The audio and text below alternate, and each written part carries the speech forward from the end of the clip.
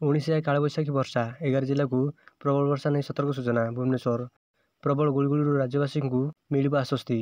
ଆଜିଠୁ 19 ଯାଏଁ ରାଜ୍ୟରେ ପ୍ରବଳ କାଳବୈଶାଖୀ ବର୍ଷା ନେଇ ସୂଚନା ଦେଇଛି ପାଣିପାଗ ବିଭାଗ, ଯାହାର ପ୍ରଭାବରେ ରାଜ୍ୟର ପ୍ରାୟ ସବୁ ଜିଲ୍ଲାରେ ବର୍ଷା ହେବ। ପାଣିପାଗ ବିଭାଗ ସୂଚନା ଅନୁସାରେ ଏକ ଟ୍ରଫ୍ ଏବେ ଉତ୍ତର ପଶ୍ଚିମ ଉତ୍ତରପ୍ରଦେଶରେ ଘୂର୍ଣ୍ଣିବଳୟ ଉପର ଦେଇ ପୂର୍ବ ଉତ୍ତର ବିହାର ଉପହିମାଳୟ ପଶ୍ଚିମବଙ୍ଗ ଦେଇ ଉତ୍ତର ବାଂଲାଦେଶ ପର୍ଯ୍ୟନ୍ତ ସମୁଦ୍ର ପତନଠାରୁ 0.9 କିଲୋମିଟର ଉଚ୍ଚରେ ଅବସ୍ଥିତ। ଉପକୂଳ ଆନ୍ଧ୍ରପ୍ରଦେଶ ଉପରେ ଏକ ଉପର ବାୟୁମଣ୍ଡଳ ସ୍ତରୀୟ ଘୂର୍ଣ୍ଣିବଳୟ ଏବେ ପଶ୍ଚିମ କେନ୍ଦ୍ରୀୟ ବଙ୍ଗୋପସାଗର ଏବଂ ସଂଲଗ୍ନ ଉତ୍ତର ଉପକୂଳ ଆନ୍ଧ୍ରପ୍ରଦେଶ ଉପରେ ସମୁଦ୍ର ପତନଠାରୁ 1.5 କିଲୋମିଟର ଉପରେ ରହିଛି, ଯାହାର ପ୍ରଭାବରେ 11 ଜିଲ୍ଲାକୁ କାଳବୈଶାଖୀ ବର୍ଷା ନେଇ ସତର୍କ କରିଛି ପାଣିପାଗ ବିଭାଗ।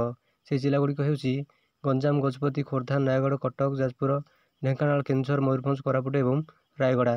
କାଳବୈଶାଖୀ ପ୍ରଭାବରେ ଏହି ଜିଲ୍ଲାଗୁଡ଼ିକରେ ବିଜୁଳି ଘଡ଼ଘଡ଼ି ସହ ପ୍ରବଳ ବର୍ଷା ନେଇ ଆଲର୍ଟ କରାଯାଇଛି। ସେହିପରି ଆସନ୍ତାକାଲି କେନ୍ଦୁଝର, ବାଲେଶ୍ୱର, ଭଦ୍ରକ, ମୟୂରଭଞ୍ଜ, ନୂଆପଡ଼ା, କୋରାପୁଟ, ନବରଙ୍ଗପୁର, ରାୟଗଡ଼ା, ଗଞ୍ଜାମ, ସୁନ୍ଦରଗଡ଼ ଓ ଝାରସୁଗୁଡ଼ା ଜିଲ୍ଲାରେ ବିଜୁଳି ଘଡ଼ଘଡ଼ି ସହ ବର୍ଷା ହେବ। ଏହି ସମୟରେ ଘଣ୍ଟା ପ୍ରତି 50ରୁ 60 କିଲୋମିଟର ବେଗରେ ପବନ ବହିବାର ସମ୍ଭାବନା ରହିଛି।